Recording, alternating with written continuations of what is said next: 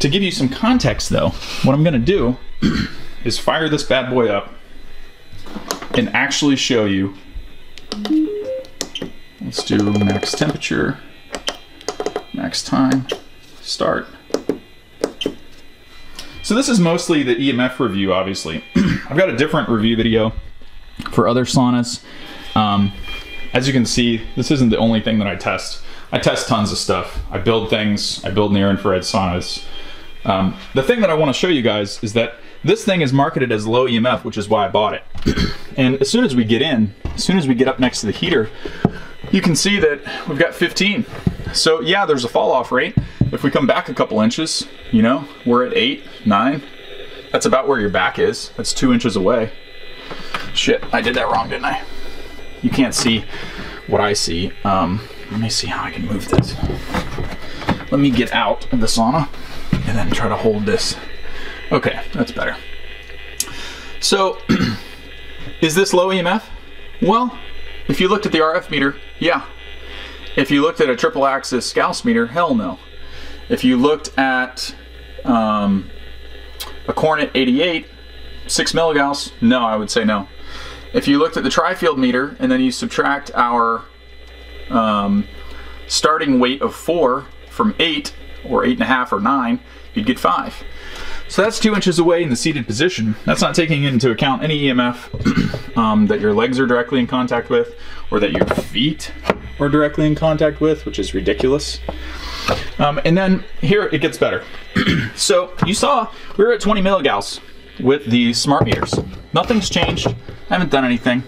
In the corner, how the hell? I'm in the way, problem. In the corner, we've got 154.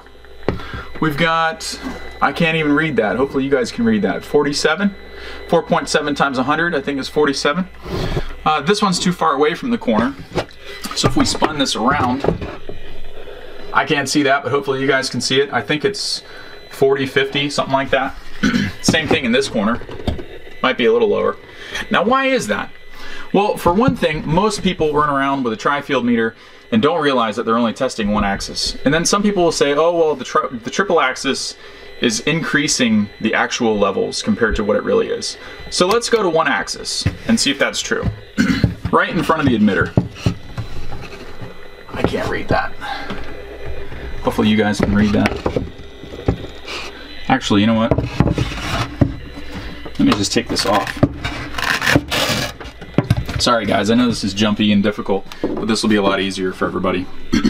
So why then do we have 83 on a single axis in the corner?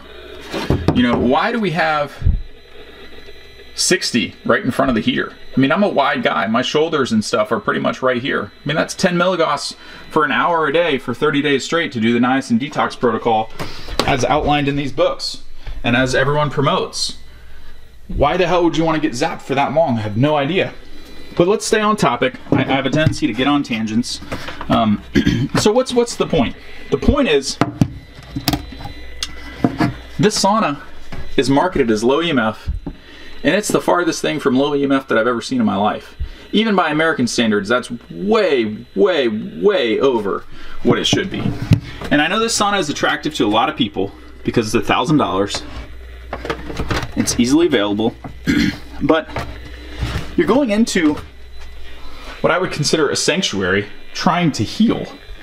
I really don't think that 50, 40, 60, 70 milligauss is healthy when you're supposed to be in a healing sanctuary, or when you're supposed to be doing a detox, or you know, whether you're trying to heal from Lyme or detox heavy metals or whatever you're just improve your life through saunas, decrease your risk of heart attack, stroke, everything. It's amazing the benefits from these things.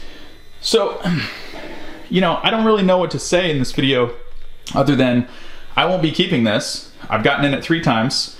That was the last time. I won't be getting in it again. I only did it really to make videos once I found out how bad it was. And then, you know, I think that really people should take investing into themselves a little bit more seriously.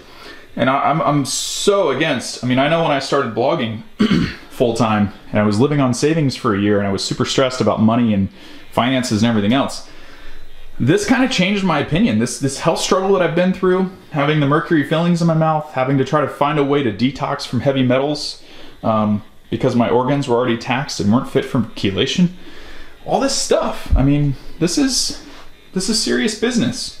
And I think a sauna is one of the things that you should probably put on credit and buy a more expensive one, because that's what I'm going to do, because these guys just simply aren't cutting it. I know it's more expensive than I can afford, but I really think after seeing these readings, and you know, I know there's sauna groups and everything else where people are running around with a tri-field meter and they have a cell phone, and they kind of did what I just did, where they go in here, you know, and they kind of move it around a little bit, or you see some of the sauna manufacturers do this. It's not very accurate, and it's damn sure not as accurate as comparing to a bunch of meters, because we could see 20 milligauss on the tri-field in certain areas, and then the UHS2 is actually more accurate, especially when you can compare it to a bank of smart meters or other things in the house, or, you know, it's I don't know. This is just not good. It's shady. This company, you know, it specifically says in the Amazon listing that it was going to be low EMF, so I don't know what or who considers 60 milligauss low EMF, but in my opinion, this is not safe. I won't be keeping it. I would not recommend this for you or your family. If you go to my blog, cleverleverage.com, I'm going to post the rest of the reviews on any other sauna that I try after this one. So when I do find one that works really good, you know, I'll be sure to let you guys know.